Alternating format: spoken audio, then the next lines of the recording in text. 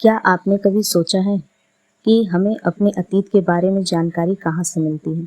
राजाओं के युद्ध, सभ्यताओं का उत्थान और पतन, सामाजिक परंपराएं, धर्म और संस्कृति, ये सब हमें कैसे पता चला? दोस्तों, यही है इतिहास, यानी हमारे अतीत का दर्पण। आज हम जानेंगे कि इतिहास क्या है और क्यों जरूरी है इसे जानना, और इतिहास के मुख्य भाग कौन कौन से होते हैं। तो आइए शुरू करते हैं। इतिहास का जनक यानी फादर ऑफ हिस्ट्री हेरोडोटस को कहा जाता है। इतिहास शब्द संस्कृत के इति, जिसका अर्थ होता है इस प्रकार या ऐसा, और ह अर्थात निश्चित रूप से, और आस का अर्थ होता है था या हुआ। इन शब्दों से मिलकर बना है इतिहास। तो इस प्रकार इतिहास शब्द का शाब्दिक अर्थ होता है निश्चित रूप से ऐसा ही हुआ था, अर्थात जो घटनाएं वास्तव में अतीत में घटित हुई थी वही इतिहास है। यानी इतिहास केवल कल्पना नहीं है, बल्कि प्रमाणों और साक्ष्यों पर आधारित अतीत की सच्ची कहानी है। इतिहास हमें बताता है कि इंसान समय के साथ कैसे बदला, और अब जानते हैं कि इतिहास को जानना हमारे लिए इतना महत्वपूर्ण क्यों है। इतिहास हमें अपने राष्ट्र, संस्कृति और सभ्यता की पहचान देता है।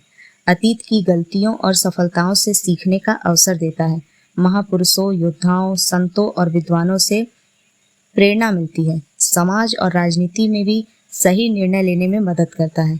इन सभी बातों को जानकर आप समझ सकते हैं कि इतिहास को जानना इतना महत्वपूर्ण क्यों है। और अब जानते हैं कि इतिहास को कितने कालखंडों में बांटा गया है।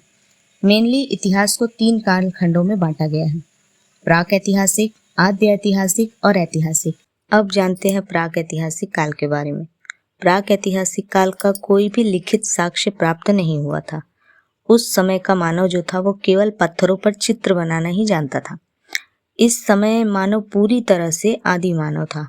ये मानव का एकदम कह सकते कि स्टार्टिंग पॉइंट था। इसमें मानव पत्थर का प्रयोग करता था, इसलिए इसे पाषाण काल कहा गया।